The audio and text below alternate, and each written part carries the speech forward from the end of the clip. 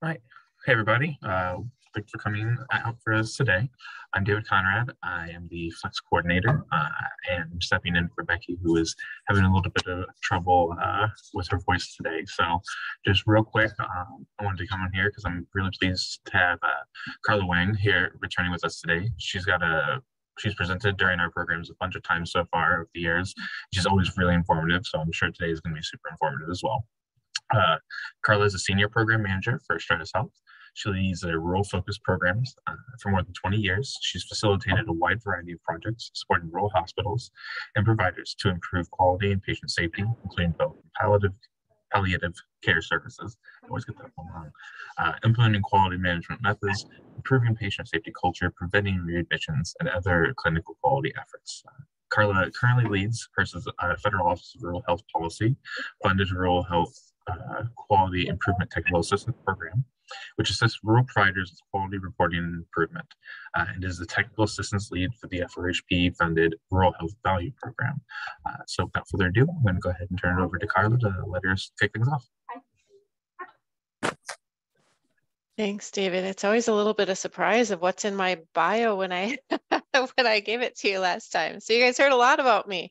I always appreciate a chance to be talking with you guys. I do have a lot of information to share, and I know I talk quickly. So please enter information in the chat, ask questions. You can raise your hand. That's fine too. There's a little reactions if you go onto the click button.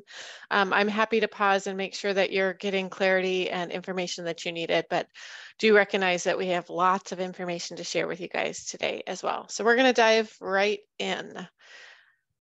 So let's see if I can get my slides to move. We're going to dive right in. So I am with Stratis Health. We are based out of Minnesota. We're a nonprofit that focuses on collaboration and innovation in healthcare quality.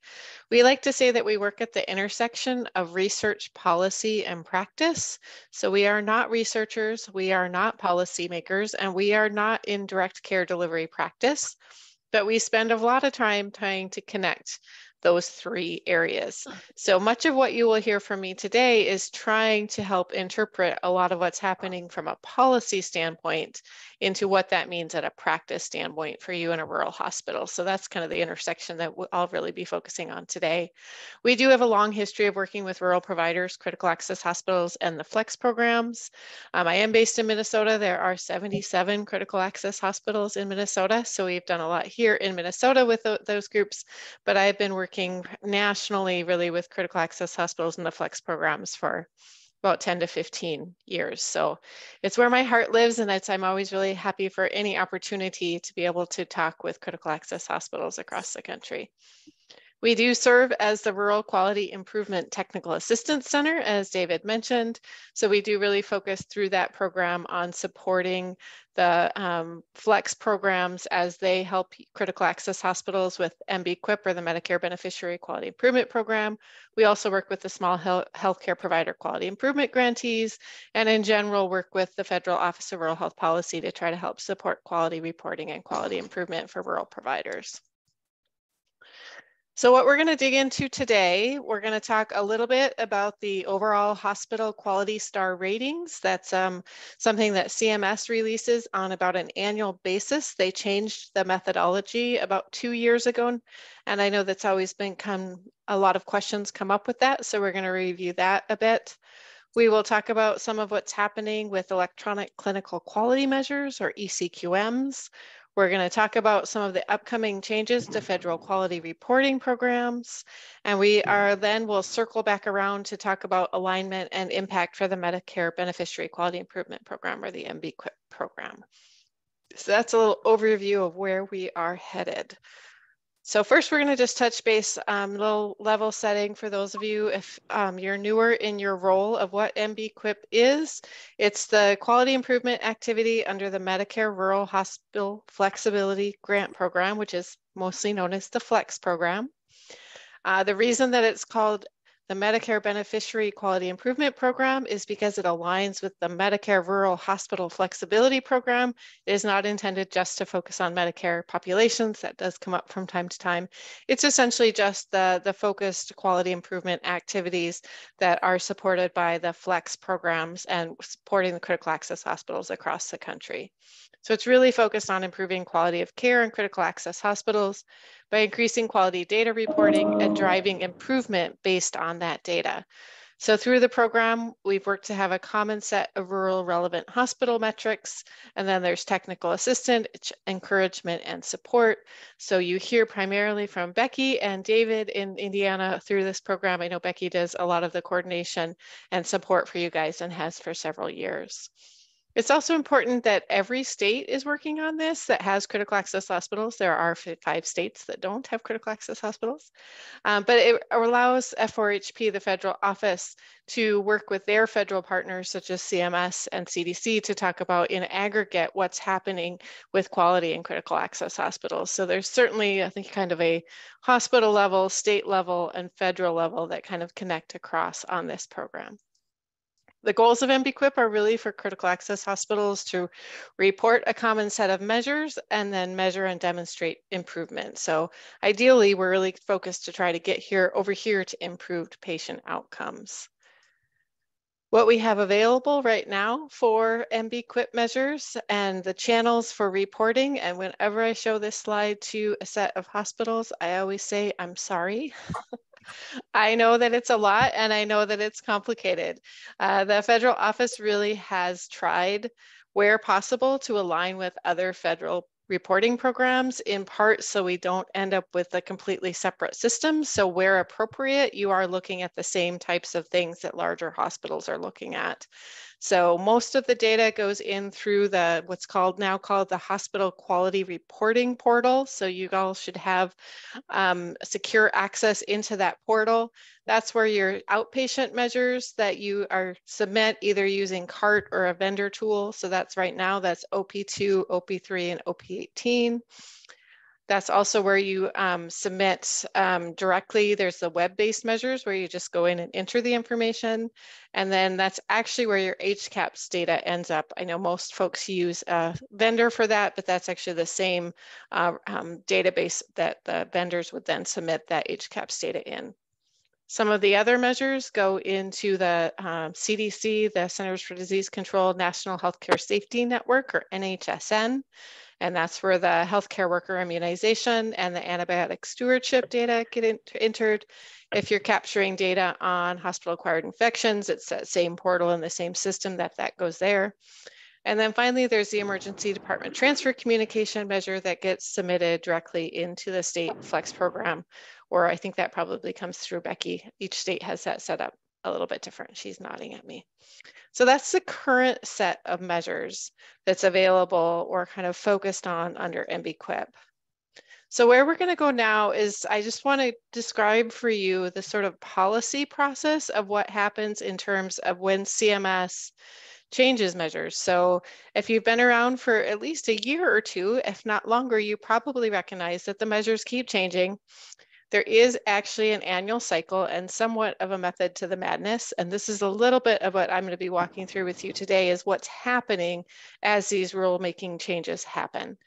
So there's something called the Inpatient Prospective Payment System Rule, or the IPPS rule. And through that rule, it's huge. It's usually a couple thousand pages. It defines lots of things, including how you get paid and payment rates and all those sorts of things. But it's also where they define the annual kind of changes to the Inpatient Quality Reporting Program, or the IQR program, and the Medicare Promoting Interoperability Program.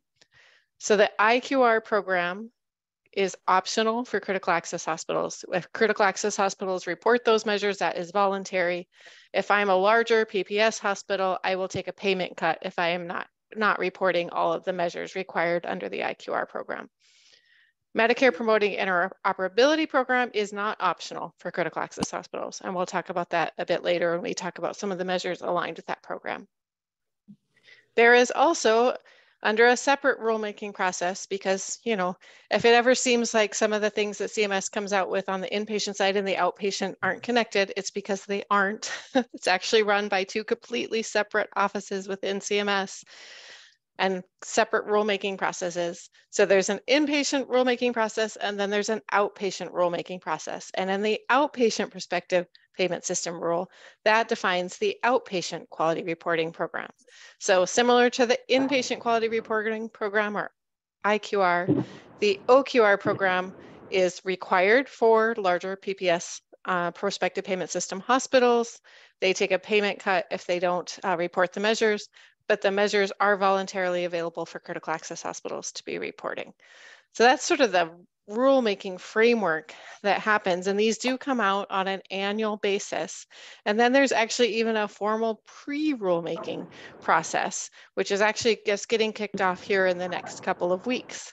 So there is an organization called the National Quality Forum, and they are an independent, multi-stakeholder kind of body that they endorse quality measures, they provide guidance to CMS, they have several different roles. It's really sort of around kind of national level work around quality measures.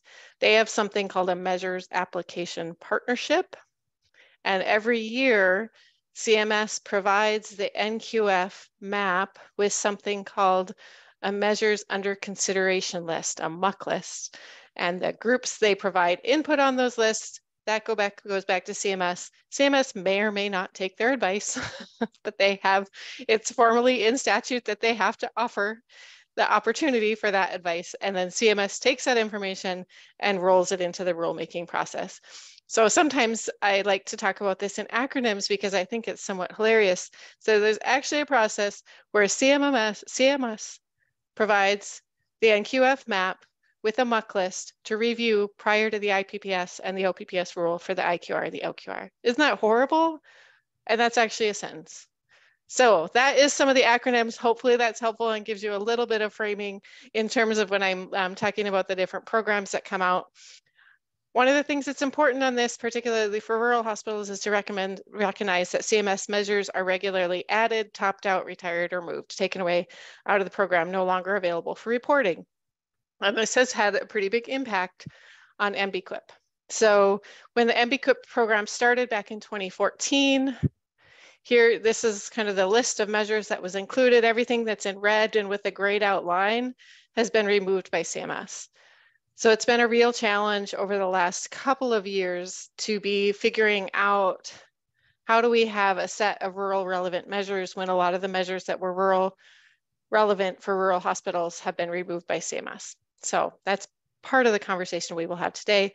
CMS is starting to go on a little different swing where for a couple years there, every time the rules came out, I would kind of hold my breath and look at them and see what measures they had taken away. The last year or two, they've actually been adding quite a few measures. So that's what we're going to be talking about much of the end of this program. Any questions before I move on? Because that's a lot of acronyms and kind of level setting. I see something in the chat, but I can't see what it is. No, I was just sharing that the presentation was distributed yesterday. Okay, okay, thank you. Okay, so I want to give you guys one sort of big picture slide because this is the type of things that I look at to give me some hints about what's coming. So CMS puts out on every couple of years, they do essentially some strategic planning. And this is sort of what they're calling their 2.0 version of CMS meaningful measures. So they continue to refine this as well, but this came out in 2020. And so they're really talking about what they want to do in terms of CMS quality measures is they want to use quality measures of the highest value that is focused on key quality domains, which are kind of the little things in the house over here. They ideally will align measures across value-based programs and across partners and across federal and private entities. I've been in this space for a long time. They've been talking about harmonizing and aligning measures for as long as I've been working on these things. Sometimes I feel like it's 2 steps forward and 2 steps back, but it continues to be a priority. This one is a big one. This third one is that they're looking to transfer measures to something called fully digital by 2025. So as you see more and more electronic clinical quality measures, that's one piece of that, but they're really looking at trying to move this to be a much more digital or electronic process and system. So you'll definitely see that coming through in some of what is coming out from CMS. They're also talking about incorporating all payer data, which I think would be lovely. Right now, all of the claims-based measures that get calculated by CMS, so that's typically like your readmissions and the mortality rates, is only using Medicare fee-for-service or original Medicare data, so not even Medicare Advantage. It's only that slice of your population that is Medicare fee-for-service. So particularly for the claims-based data, if they were able to look at all payer, or even if they could get Medicare Advantage, that would give them a much, the quality measures would be a much more complete look. They are also talking about prioritizing outcome and patient-reported measures. So we're seeing this in a couple of different ways, the way that they're prioritizing mortality and safety and some of those measures in sort of like the star rating calculations that I'll show you in a minute. They're also looking more and more at trying to hear directly from the patient. So we're starting to see a few measures come through that are called, that's the acronym you usually see is PROM, so Patient Reported Outcome Measure, or PRO. And I would actually say that the HCAPS is sort of in that vein, because certainly that's hearing directly from the patients. It's not specifically around a specific outcome, but it is that perspective. And that's certainly one of the priorities that they're looking at now. And then the last one we're definitely seeing in the last year or two more and more focus on, which I think is exciting and needed, is that they're really looking at how to reflect the social and economic determinants related to health in their measurement, whether or not there's new measures, whether or not they're applying different factors to the claims-based measures, that type of thing. So the different areas they're focused on then are person-centered care, safety, chronic conditions, care coordination, behavioral health, wellness, affordability and efficiency, and then equity, which I think is interesting because they actually have equity in here twice. And we hear a lot from this administration about equity, so it's definitely top of mind. So they have equity here and equity here. I do have links to all of these things in the slides for you guys. I know that my slides probably break most PowerPoint rules, but I figure that if you're using them as a reference, I want you to be able to go back to the site so you can get to that information if you would like. So that's the big picture look. So we're going to shift gears and talk a little bit about the star ratings. So if you guys are able to go to the reactions, I would appreciate if you would each go up there and give me a little, somehow, some sort of reaction or shout out whether or not your hospital actually has a star rating calculated. So how many of you know if you have an overall hospital star rating calculated? So I see Annette's giving me a thumbs up, and so is A. Scheibel, thank you. Lori, Sherry, Dawn's. Okay, so a few of you. Oh, I see a thumbs down, thank you. Okay. That's helpful. So at least some of you do have this happen. So we will talk through it a little bit, but is, you know, the fact that it's only a portion of you is sort of one of the challenges with the hospital star ratings. So CMS has stated that the objective of the overall star ratings is to summarize information from existing hospital measures, and that's an important piece here, existing hospital measures on Care Compare, in a way that's useful and easy to interpret for patients and consumers. So essentially they take all of the measures that are out on Care Compare at a given point in time and roll them up into this star rating using a methodology. So that's what we're going to talk through. The star ratings initially were released back in 2016. They followed, you know, there's lots of other star ratings. There's health plan star ratings, there's nursing home star ratings. I do want to call out though that the HCAP star rating, or the patient experience star rating, is separate than the overall star rating.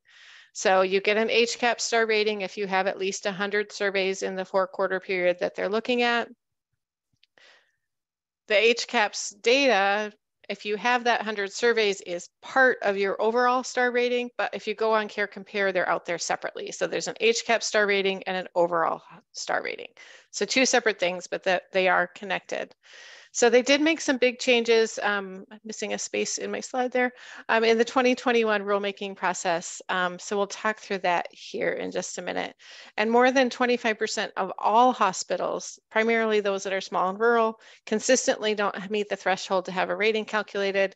It's more like 60% of critical access hospitals that don't meet the threshold for most years. So I'm not going to go really into the wonky weeds, but I want to give you the high level picture. So they take the measures, whichever measures are out on Hospital Compare or Care Compare at the given time that they're pulling it. They group them into different groups. We'll talk about what those are. They calculate a group score. They roll that up. They apply peer groups, which is new. This is one of the biggest changes to the methodology and is having some impact. So we'll talk about what that looks like. And then they end up with the star rating. So there's a link to the overall methodology for those of you that might want to dig into that. So I just want to talk a little bit about what measures are included and that grouping piece. They do 5 different groups. The mortality measures are all essentially death rates for a variety of patient groups. That data is all calculated using Medicare fee-for-service claims. That's how they calculate that. It's not anything that you guys submit other than the claims data that you do when you had patients. The safety of care measures are hospital-acquired infections and then some different complication rates. The complication rates are also all calculated by claims. They also look at readmissions as a separate grouping.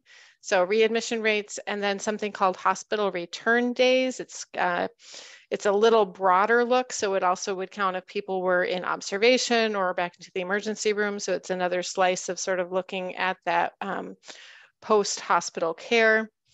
They look at patient experience. It's included if you had at least 100 return surveys.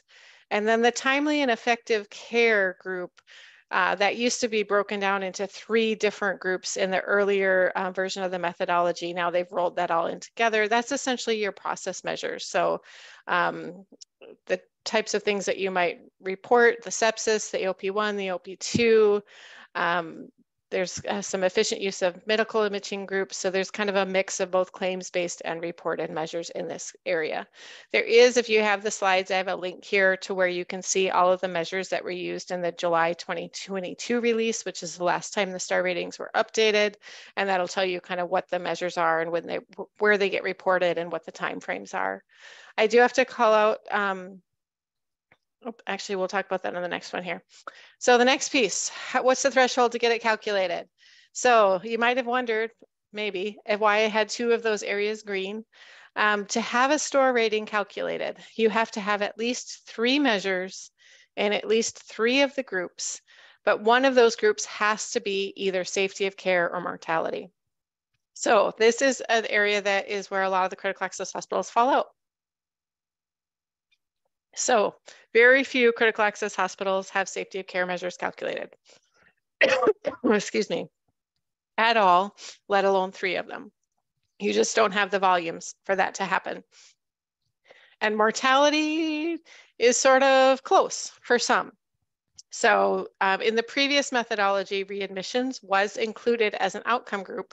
So taking that away from the threshold calculations has had some impact in some critical access hospitals and whether or not they actually get a rating calculated. It's also important to call out that the mortality measures are typically calculated using claims for a 3-year period, and there is a significant lag time. So the data is old.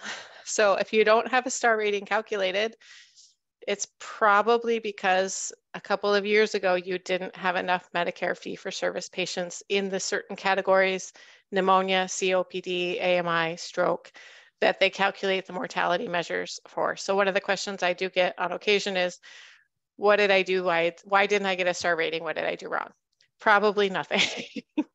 Chances are darn good you didn't do anything wrong because of the way that it's just the way that this gets pulled together. The other thing that we're seeing because of the public health emergency with COVID, CMS has said that they're not going to use any data from Q1 and Q2 2020. So they're truncating the data periods in order to avoid using that data. So just an example of how old the data is, the July 22 release used data from July 1st, 2017 to December 1st, 2019. And that was released in 2022. So even though sometimes I like to think 2015 was last year, it really wasn't. The last few years have gone fast, and we are almost to 2023. So a little bit of information on the age there. The score gets calculated with simple averages. It used to be much more complex. That was one of the changes. And then the measure groups are weighted. So you see that the mortality, safety, readmission, and patient experience are all rated more together higher. And then the timely and effective care, which is not more of an outcome type measure, is rated lower. So all the measures in that roll up together. If you don't have measures in each of the groups, the weights get reproportioned. So what it might look like for a typical critical access hospital who has a star rating calculated is that they have measures in mortality, readmission, and timely effective care. So if you re-weight that, then mortality is 39%, readmissions is 39%, and timely effective care is 21%. So it's always adds up to 100, but they re-weight the areas that you don't have measures in. However, if you meet the threshold to have a rating calculated, all of the measures that are available that are included. So you might meet the calculation based on mortality, and you may only have one patient safety measure, but that one patient safety measure counts, and then that safety weighting ends up being fairly high. So that's actually some of the things we have been advocating for with CMS, is not to include measure groups that don't have at least 3 measures in the calculation. So that's a little bit into the wonky weeds there. So a little bit about peer groups. The intent of the peer groups is to address concerns about comparability of hospitals who are very different. I like to pick on Johns Hopkins, but I don't think you guys want to be compared to Johns Hopkins, and I don't think they want to be compared to you, or whatever large tertiary center you like to talk about. So I think the intent of this is good. I think the actual implementation is maybe not so great. What they have done, rather than just actually take different hospital characteristics and group people, is they've taken the number of measures that you have, the number of measure groups. So we've ended up with 224 hospitals that had measures in 3 measure groups, 477 hospitals that had measures in 4 measure groups, and then all of the rest in the 5 measure groups. So you end up with this, let's see, 700 or so hospitals in these other 2 groups that are not necessarily comparable because what measures you're looking at are quite different, and you have a disproportionate number of critical access hospitals in those peer groups. So I think the intent is good. I'm not sure in the overall implementation, you're really getting to comparing like to like. The other impact that this has had is that if you take the statistical methodology, they used to do something called K-clustering. It's essentially, you have a bell-shaped curve. If you're in the middle of that bell-shaped curve, you're essentially a 2, 3, or 4 star, and then the 1s and the 5s are kind of farther out on the end. It's much more complicated than that. That's my simple explanation. But if you're doing those clusterings in peer groups, when the critical access hospitals were included with everyone, they almost never fell out on the 1 or 2 star end. But now you have these smaller peer groups that are more predominantly critical access hospitals, so you end up with more critical access hospitals actually ending up with 1 and 2 star ratings than we used to see in the previous methodology. I hope that makes sense. So a few other things. The truncated data periods I already mentioned, that did have a pretty big impact because you're looking at that 3-year data to get your mortality measures in. If you cut that off to 29 months instead of 36 months, a lot of hospitals lost some patients in that window. So the change was that in 2022 release, typically about 60% of critical access hospitals don't meet the threshold. In the most recent release, 75% of critical access hospitals did not meet the threshold to have it calculated. And we don't know when the next release is going to be. So this has been one of the frustrations for lots of folks with the star ratings. They update it about once a year, but they're not consistent of when they do release it. We anticipate that it'll probably be either in April or July. It will probably use either the October or the January data because it's backed up. The best I can tell you is to be watching for the hospital preview reports that come out, be looking at that data to understand if you're getting a rating, what measures are impacting that. And then I do want to call out for you that critical access hospitals, because You're not required to report under those IQR and OQR programs. You can request that your star rating be suppressed if you want, but you have to do that during the preview period. So there's usually about a 30-day preview period. So for example, right now we are in the preview period for the January 2023 release. So you should have preview reports available out in the hospital quality reporting portal if you want to look at that. There is not an updated star rating, but they do that every quarter. They put out a preview report where the star rating only gets refreshed about once a year. So the availability of rural relevant measures is one of the biggest concerns related to the star ratings. I think I've probably shared this analogy with you guys before, but I think about the methodologies as like a chocolate chip cookie recipe. You can take lots of ingredients and put them together. You know, it's about the same ingredients, but you can put them together in lots of different ways and get chocolate chip cookies. So if you take the care compare measures as your ingredients, this is the current methodology that they're using. They've just kind of shuffled the order and the way that they're putting it together, but it doesn't work very well when you're missing most of the ingredients. Or so at some point you don't get cookies at all. And at some point you get cookies that are kind of questionable when you're kind of missing lots of things. So the rural relevant measures is a big concern. And part of what we're seeing now with some of the measure changes may or may not help us get there. So let's shift there. Let's talk a little bit about electronic clinical quality measures. This is just the basic definition. Essentially, an eCQM is just a quality measure that's electronically extracted from your health records or other HIT system. I just like to have this out here as a level setting because sometimes we jump into talking about eCQMs without talking about what they actually are.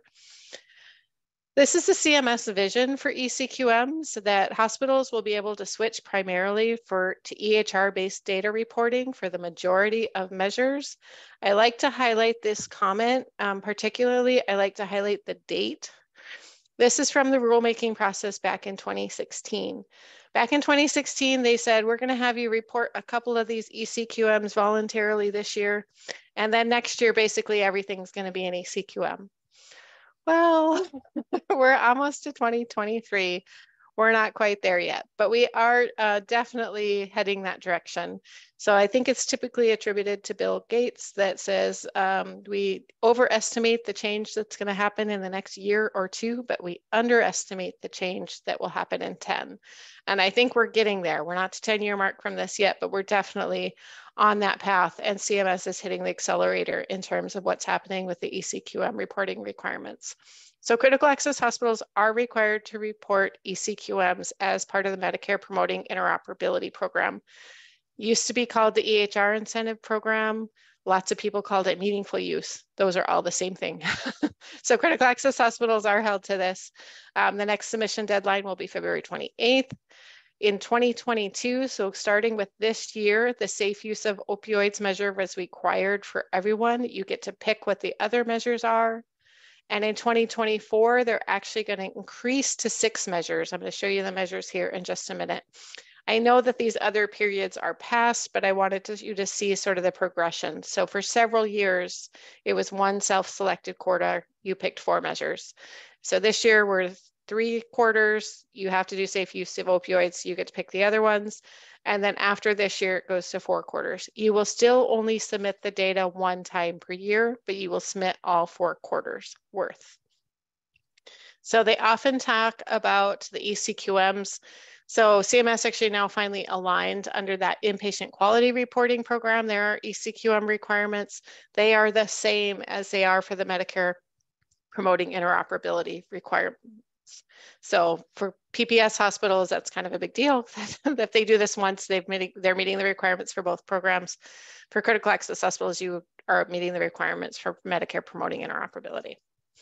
So this is the measures. I know this is a lot, and this is one of the reasons I wanted Becky to share the slides with you, the years that they're available and when they're required. There are several new measures that have been added recently.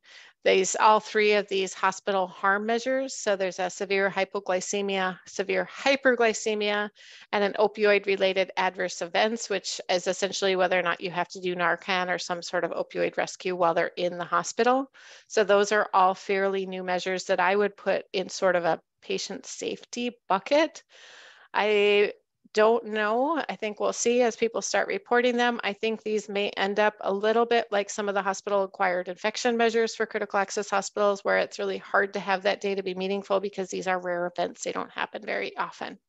So, but those are 3 of the newer measures. The global malnutrition composite score is also new. It won't be available till 2024, but I actually think that one is pretty relevant, and it sort of aligns with some of the social determinants of health work that's happening. It assesses adults 65 years of age and older who are admitted to the inpatient who received care appropriate based on a screening for malnutrition. So trying to look at whether or not your older adults are nourished appropriately and following up with that. There are 2 new measures related to birthing hospitals, so cesarean births and severe obstetric complications. CMS is requiring both of those measures starting in 2024. I'm guessing more clarification will come, but what I've been able to find at this point is that for all of you that aren't birthing hospitals, you would submit a zero denominator declaration for those 2 measures. So certainly, if you don't deliver babies, there's nothing for you to report. They're taking a couple of these measures away. I don't think that's had as big of an impact. The ones here in blue are the measures that I think are mostly relevant for most critical access hospitals. Most critical access hospitals don't have ICUs and don't keep your stroke patients. So we still have some issues with the rural relevance of some of the measures that are available. But as they add a few of these, they might be a little bit more relevant. So really encourage you guys to be looking at what's actually being submitted. What reporting means for this is that you submit, actually it's called a QRDA, Quality Reporting Data Architecture file, patient level file, or you submit a zero denominator, or you submit a case threshold exemption, which means you had less than 5 cases in the reporting quarter. Why you couldn't do less than 5 cases and a 0 in the same one, I don't know, but it's 2 separate things. You either report 0 or you report less than 5. That goes into your HARP account. There is a hardship exemption process, but it is on a case-by-case basis. It's not a guaranteed, and there's a limit of how many times you can claim the hardship exemption.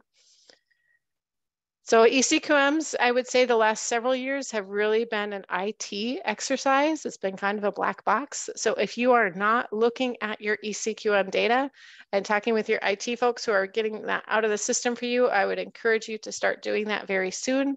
CMS has indicated that they're going to start public reporting that data, starting with last year's data.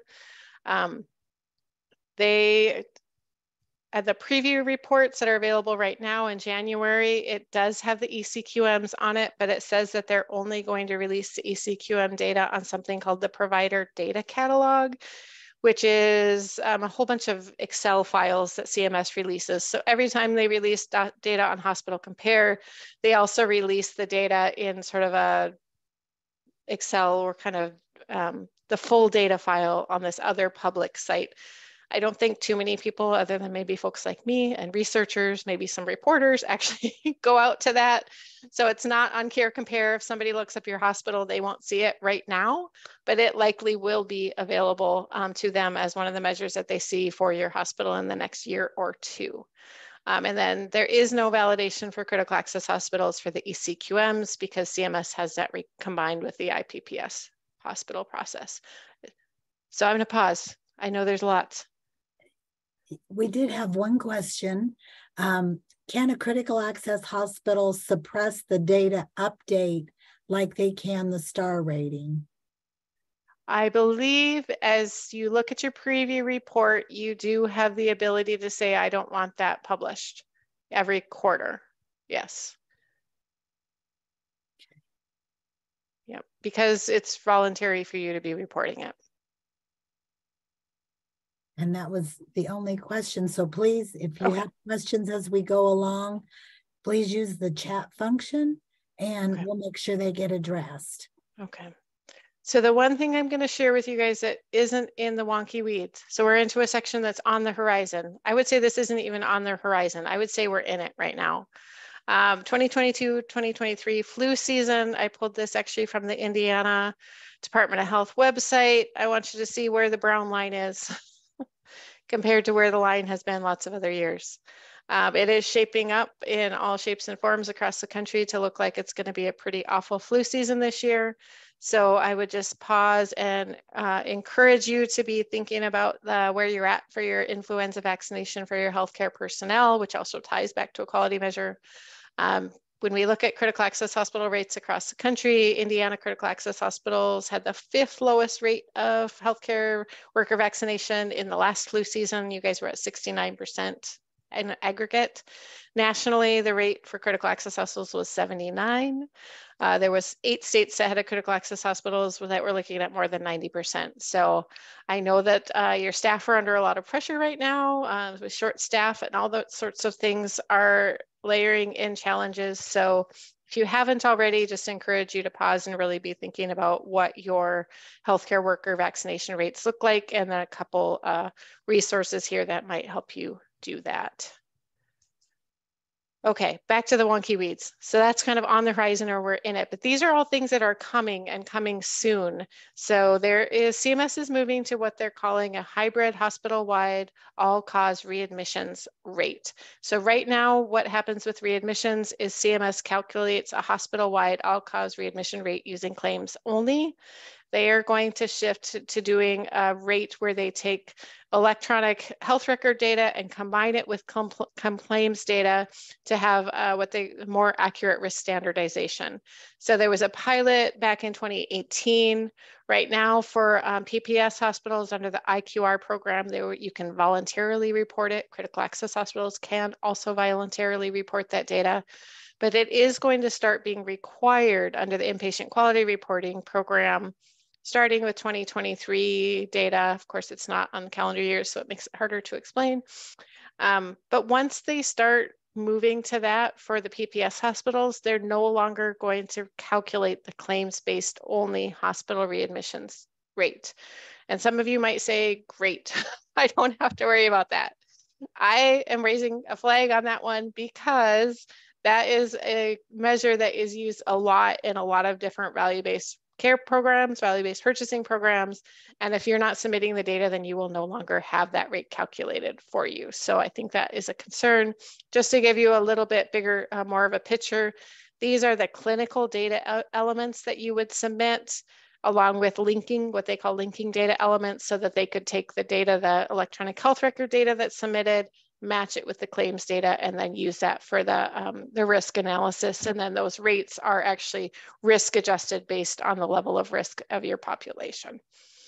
So that's one big thing that is coming soon. Several other measure changes in the last 2 years. One of the first is that in the 2022 final rule, which came out in 2021, they announced a maternal mortality structural measure. If you're participating in a perinatal quality improvement program and you're implementing safety bundles. So for those of you that are delivering babies or birthing hospitals, I strongly encourage you to be looking at this one. They're actually attaching what's called a birthing friendly hospital designation to it now. I have a slide on that a little bit later. So you just attest to that once annually. So the next time will be May 15th. You go in and you answer the question, yes, no, or not applicable. They're also started requiring for IQR hospitals, the COVID-19 vaccination coverage measure. It's reported quarterly via CDC NHSN. They're starting to look at a hybrid hospital-wide all-cause risk standardized mortality measure. So we just talked about the readmissions that they're doing, where they're mixing the clinical data that you submit with the claims. They're also going to start doing that with mortality. Of course, it's not the exact same data set. There are a couple of different data elements because we can't make it simple. But so that's coming as well. And then the eCQMs we already talked about. Other changes coming very, very soon. They are removing from chart abstraction OP2 and OP3. So these two are MB-QIP measures. They are available for reporting through first quarter of 2023. So still report your first quarter 2023 data for this, and then that measure is being retired by CMS. They are in the process of replacing it essentially with an eCQM that they're calling the STEMI eCQM. It's clinically similar to the two measures combined. It's the first eCQM that's required under the outpatient quality reporting program. The technical details of what the measure are available. I haven't seen much about the reporting channel. I assume it will be similar to the inpatient eCQM reporting, but this essentially will be a replacement for these two chart abstracted measures. And then I also wanted to flag you to make sure you are aware that there's also a breast cancer screening recall rate measure that's calculated based on claims. So if you're doing screening mammograms, I would encourage you to make sure you're looking to see what's happening with this measure because it is being calculated for you. It's not something that you submit. Okay, so that's kind of what's coming. This is what's coming even more. This is the newest stuff that is coming. This last round of rulemaking that happened in 2022, preparing for 2023, there were several new and revised measures that were proposed by CMS. I'm just going to highlight a few of them that I think are the most relevant. We're going to talk a little bit more about these first two. There's a commitment to health equity measure and a health-related social needs screening measures that are coming. I have more detail on those two because I do think they are probably the most relevant for the most critical access hospitals. If you are doing hip and knee replacements, there's a patient-reported outcome measure related to that. They also revised the way that they calculate the risk standardized complication rate. So not new, but they changed how they're doing that. And then they revised what's called the Medicare spend per beneficiary, which is a cost-based rate that doesn't really impact for critical access hospitals, but plays out in lots of other ways. So that was one of the other big changes. They also, this birthing friendly designation, I mentioned with the maternal morbidity structural measure, they will put that on the CMS website beginning in the fall 2023. They originally announced that they were calling it a birthing friendly designation. They've sort of rolled that back a little bit. Right now, I think they are not quite sure that's going to be the name, but there will be some sort of designation on Care Compare that says basically that you are kind of looking at quality and safety for maternity care. Again, for those of you that are birthing hospitals, I encourage you to be looking at this. In the future, CMS is looking at adding more criteria to this, in particular, probably the two eCQMs that are related to maternal care, and then some future measures that they're looking at, kind of equity or patient-reported outcomes. So I think our mortality and morbidity rates in the United States for maternal mortality and morbidity are horrible. So I'm really happy to see the attention to this. I know it doesn't impact a lot of you, but if you are a birthing hospital, definitely let me know if you have questions about this, but please do be looking at this information and thinking about how you're engaging in some of those quality and safety activities related to maternity care, because it is certainly being highlighted more and more. We talked a little bit already about the additional eCQMs, so changing the requirements there. There are also some other changes that I think are more quality related in the Promoting Interoperability program. One is that they're requiring submission of the query of the Prescription Drug Monitoring Program, the PDMP measure. That used to be optional for additional points in the calculation for that program. They're also adding antimicrobial use and resistance surveillance as a required measure under the Public Health and Clinical Data Exchange Objective. So currently there's 4 different areas that you have to be submitting, kind of sharing data from a public health perspective. They're adding this as a 5th, and then they changed the scoring methodology to emphasize the importance of this. This is another one we've been raising some flags about. Not a lot of critical access hospitals are currently participating in this. For what you hear from CDC, there's only about 200 that are actually already doing this submission. So we're trying to dig in and better understand what the barriers are, whether or not your electronic health records have the capacity to do that, all sorts of things there, but something certainly for you to be paying attention to. And then they also are looking at starting to publicly report that Promoting Interoperability program data. Right now, that sort of also goes into a black box. So that will be available too. A little bit more about the health equity measures. The first one is really just, it's called a structural measure. They're looking for an attestation that your hospital is focused on equity as a strategic priority, that you're collecting and analyzing data, that you're doing quality improvement, or that you have an equity lens in your quality improvement, and that you have leadership engagement as well. There's more detail on each of these. I have the draft specifications linked here. We anticipate that the first time this will be reported is spring 2024, so a little ways out, but that they'll be looking for you to say, here's what we did in calendar year 2023. So that one is coming pretty soon, and I think is really CMS's attempt to say equity is important. How do we have hospitals start to focus on it? The other that's coming quite soon, I think is relevant for critical access hospitals, is a screening for social drivers of health. They'll be looking for screening for patients 18 and older that are screened for health-related social needs, because we needed one more acronym in the mix. So they're looking for screening in 5 different areas: food, housing, transportation, utilities, and interpersonal safety. You can use whatever tool you want for the screening. They do have recommended tools. This aligns with the Accountable for Communities for Health tool that was one of the CMMI models, but there are lots of different tools that you can use for this as long as you're capturing it in those 5 areas. At this point, we believe that the reporting is going to be going in and entering your numerator and denominator into the online portal. So they'll be looking at the number that's screened positive. So that's the screening overall. Did you screen? They're also looking for whether or not how many people screened positive for each of those. So of those that you screened, how many were screened positive? I will say several of us pushed pretty back hard on this one, of this being a publicly reported measure, because I don't think this really has anything to do with the care that you provide. It has to do with the community that you serve.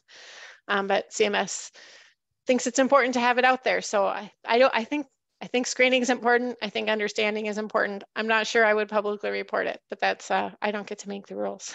I provide lots of input on them, but you know, they don't always listen to me. Here's the screening piece. I talked about most of this. One thing that jumps out at me is it does look like CMS is looking to try to shift this at some point in time, a few years out, into being an electronic clinical quality measure. So they have hired this group out of Yale to design an electronic clinical quality measure, but in the coming years, it is going to be reported through that web-based tool. Phew, okay, you guys, so those are all things that are coming. The last things I want to share with you is really, now you've already been hearing my opinion on some things, but I really want to, oh, is there a question? Yeah, I was going to say, Karla, there are a couple of questions before we move on. Yeah. One question is, a hospital receives patients from a nurse practitioner ran birthing center that are rapid interventions. Oh. Will the result of the birth, severe complications, be applied to their hospital with these transfer inpatients? That's an excellent question. And I do not know the answer to it. Yeah, okay. Because I think with the eCQM, if you're looking at those severe morbidity, I will find and send you guys the link to where the specifications are for that. And that should be able to clarify that. Okay. Yeah. Another question is, are the social drivers inpatient or outpatient? If you could clarify that. Yeah, right now they're, the way the measure is structured right now is they're looking for screening of everybody who's 18 and over who's inpatient. It's considered an inpatient measure at this point. Whether or not we end up with one on the outpatient side in the emergency room, I don't, you know, that's possible. But at this point, what the measure is on your inpatients. Okay. Yeah. Yep, okay. Good questions. I think we're good to move forward then. Okay, guys, we're almost done. There's a lot. There's been a lot the last couple of years. So you've already been hearing my opinion on a few things, but I have been trying to tell you what's actually coming out of rural. What we're getting into now is really sort of much more, I would say, crystal ballish. Here's what I think might be coming and where I get my hints from. So in all these proposed rulemaking process, CMS has been using very liberal use of what they call a request for information as part of that process. So they kind of say, here's something we're thinking about and we want your input. So these are some examples of what's happening there. Measuring healthcare quality disparities has been, they've had a couple of different RFIs focused on that. And they have started, if you guys are looking at your facility level reports that come through the HQR portal, on some measures, they are starting to stratify the data based on dual eligibility status or race and ethnicity, not on all measures, on some measures, and only on the confidential reports that you guys are getting. It's not on being public right now. So that is one of the ways they're starting to look at that. They are looking for volunteers right now for a focus group for feedback on the information. If you're interested in that, I encourage you to grab that link and say, I'd like to provide CMS with some input about how they're doing this. So we'll continue to see more and more focus, I think, over the next year or two on how do we start to look at those quality measures and see whether or not we have what kind of disparities we see among different types of patient groups. There are other couple areas that I think we'll continue to see is more and more around that digital quality measurement piece. So there is something, and this is way farther technical than I can get into, but I'll tell you what it is. There's something called Fast Healthcare Interoperability Resources, or FHIR. It's essentially a data standard, and they're talking more and more about using FHIR.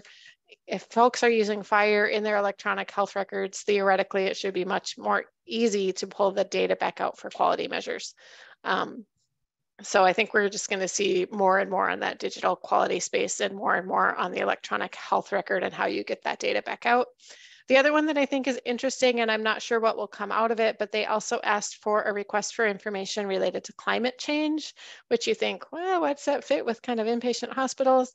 But really talking some about the emergency preparedness and some of the environmental impact things that we see. So if you think about wildfires or floods or hurricanes and some of those things that really impact hospitals across the country, what does that look like, and how does CMS help kind of address and look at that through some of their quality reporting programs? So we'll see what comes out of that, but I thought that was an interesting focus as well. More hints. The outpatient proposed rule also asked for a bunch of information related to the new rural emergency hospital quality reporting program. So there is a new provider designation type called a rural emergency hospital, where you can, if you transfer or if you convert to that type of provider type, you wouldn't have inpatient beds, you would get paid differently. There's a whole bunch of complexity there. If you want more information on that, I can get Becky some resources to point to. But one of the requirements with that is that there's actually a rural emergency hospital quality reporting program. So if you become a rural emergency hospital, you're going to have to report data. So I think the silver lining here, well, I mean, if this is appropriate for you, that's definitely a silver lining. But from a quality measure perspective, it actually has forced CMS to think about what types of measures are relevant in rural emergency hospitals. And we have a lack of measures that are relevant in rural emergency hospitals. So they had an RFI that was looked at potentially bringing back some of the previous CMI measures. So OP4, for example, aspirin on arrival. They asked for input on using the emergency department transfer communication measure, and they asked for other measures that might relate to telehealth, mental behavioral health, substance use, all the types of things that you kind of see in your emergency department. So at this point, there isn't a set of measures available for that rural emergency hospital quality reporting program. They've indicated that that will be coming in future rulemaking cycles, but it gives me a little bit of optimism that we actually might get to a point where we have a better set of measures that are relevant, whether or not you're a rural emergency hospital. But typically I assume, again, assumptions, that critical access hospitals would be able to report these measures similar to how they can report the inpatient and outpatient quality measures. So that's the end of my hints. How this all connects back to MBQIP, it's a great question. So FORHP is definitely taking a serious look at this right now. Certainly continuing to think about measures that align with other federal programs, but I anticipate in the next year or so, you'll be seeing more about how do we kind of update and modernize that MBQIP measure set. Do we include some of the equity and social needs measures, some of the eCQMs, readmissions? other types of things. So there'll be more information coming soon. I don't have a clear answer, but certainly FORHP is considering how do we take what's happening in the broader measurement environment and update MBQIP to make sure that we're looking at a set of measures that can be most useful. So, and then continued attention and focus. Really, MBQIP is not intended to be all about reporting. It's really supposed to be around improvement. So how do we get to a point where we're actually talking about how improvement instead of being kind of hung up on the reporting, which I know the reporting can be a challenge. I always ask people to provide input as these things are happening. There are always opportunities either through your hospital association or Rural Health Association, variety of different places where you can provide input. And then I just have links for a couple of resources. And I am going to stop because that was a lot. And I think I'm out of time. Questions? We've got about a minute left. Oh, and then I lost my chat here when you stopped sharing. We did have a question about, has Indiana approved the option for the rural emergency hospitals? And I had not heard of any changes to that option, but I will check to see if there's anything that's on the horizon. Yeah, so because CMS now passed the legislation that allows it, but there has to be aligned legislation at a state level before the conversions can happen at a state level. Yeah. Correct. Another question that came to me through the email here was, before COVID, there was a lot of thought around the swing bed measures. Are there going to be any swing bed measures coming forward? Yeah, that's a great question. I know that swing beds are a priority for a lot of you, and there are some decent quality measure sets that a couple of different groups have put together. I think there's interest. I think one of the challenges that we face from a federal level in trying to support MBQIP is that whether or not there is a common reporting channel. So how do we line up what's important and measures that are being captured at a local level if there's not a standardized reporting channel? So I think we have the same conversation a lot when we talk about ED caps. So we know that there's interest in ED caps, but right now there's not a standardized national reporting channel. So I think those both swing bed, ED caps, all of those will be on the table for part of the discussion, but that is one of the barriers that we end up facing in terms of some of those measures is how do we get it standardized if we're asking all critical access hospitals across the country to do it? Yeah, great. Yeah, good question. Well, we're right at time. David had to hop off, so I apologize for being so raspy. But if you have other questions, please reach out to me. I'm Becky Royer. I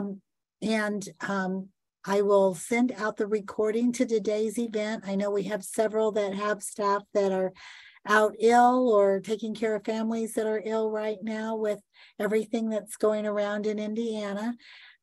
Certainly use Karla's presentation and distribute it through your organization. Lots of great links and resources, lots of great information. So thank you all for joining today. And thank you, Karla, for just really sharing this all in a very understandable fashion. That's very much appreciated. Yeah, well, thank you for all of you for taking the time out of your day to hear about it. There's a lot happening. Yes. Yeah. Yes. All right. Thank you all and take care and stay well. All right. Thank you. Bye-bye.